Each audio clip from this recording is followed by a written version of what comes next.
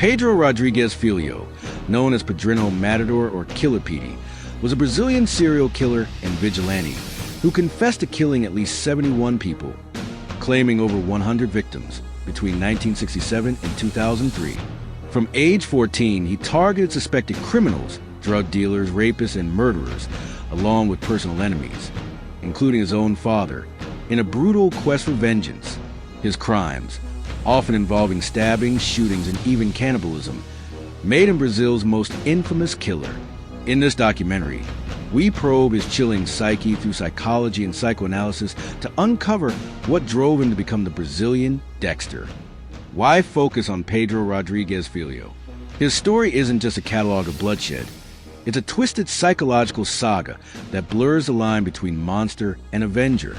His claim of only killing bad people and his staggering body count, including 47 prison murders, make him a unique case for dissecting the mind of a vigilante killer.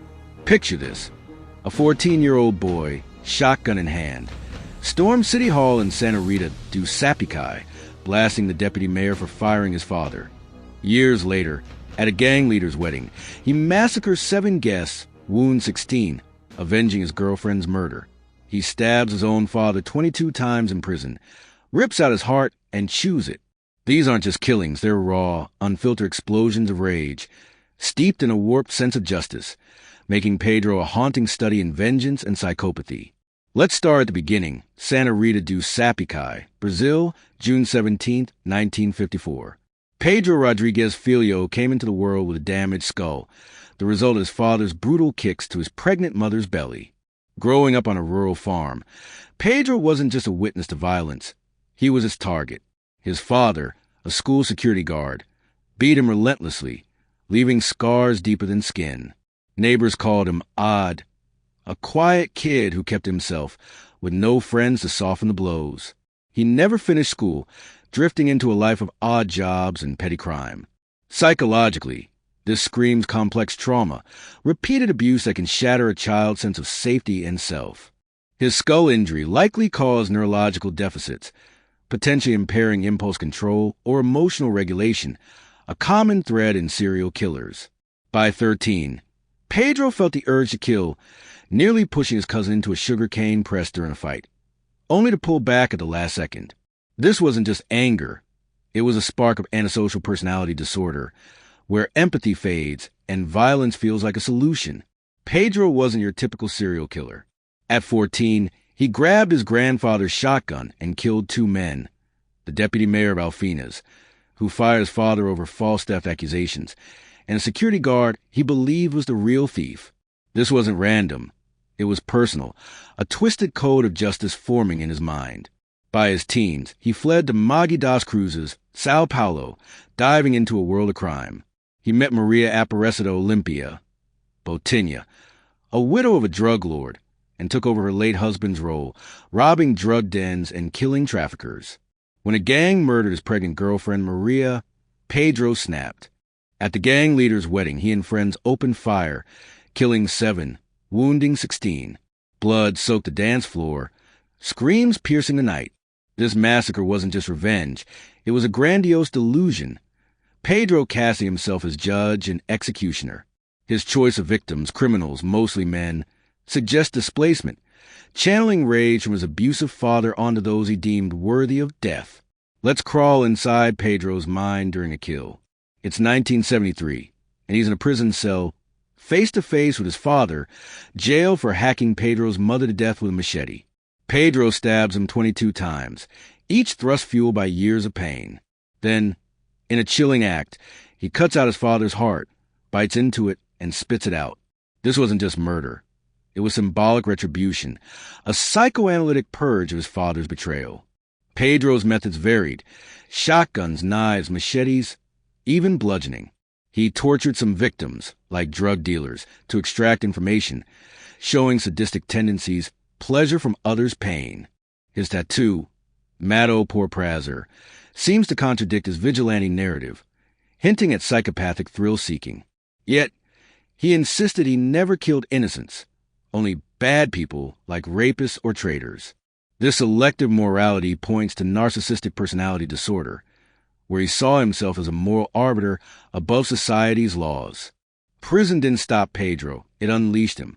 Arrested in 1973 at 18, he killed 47 inmates over 3 decades, nearly 2/3 of his confirmed body count. Picture a police van, 1973. Pedro handcuffed, shares a ride with another inmate, a rapist. By the time officers open the door, the man's dead, Pedro calmly admitting he killed him for his crimes. In prison, he targeted rapists, pedophiles, and even snorers, once decapitating an inmate with a knife. He was a rapist, Pedro told police, as per a 2012 Reed record interview. This wasn't just violence. It was a power fantasy, Pedro asserting dominance in a chaotic world. Psychologically, his prison kills reflect reactive aggression, triggered by perceived slights or his moral code. Brazilian criminologist Ilana Cassoy, who interviewed him, called him an avenger with a photographic memory and high intelligence, traits amplifying his paranoid traits. He saw threats everywhere, justifying his violence. Goiânia and Maggie das Cruzes lived in fear of Pedrinho Matador. By 18, he'd killed 10, earning media headlines as a vigilante. A 1973 Globo report described the wedding massacre. Blood everywhere, guests screaming, bodies on the floor. Locals whispered his name, some hailing him as a folk hero for targeting criminals. He cleaned the streets, one resident told Folha de Sao Paulo, though others feared his unpredictability. His victims weren't always criminals. Some, like the deputy mayor, were personal grudges.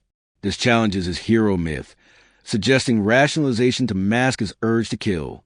His methods, stabbing, shooting, hacking, were brutal, often public, reflecting a need for spectacle. Psychoanalytically, this could stem from childhood powerlessness, his violence a way to reclaim control. His claim of 100-plus kills, though unverified, fed his narcissistic ego, making him a legend in his own mind.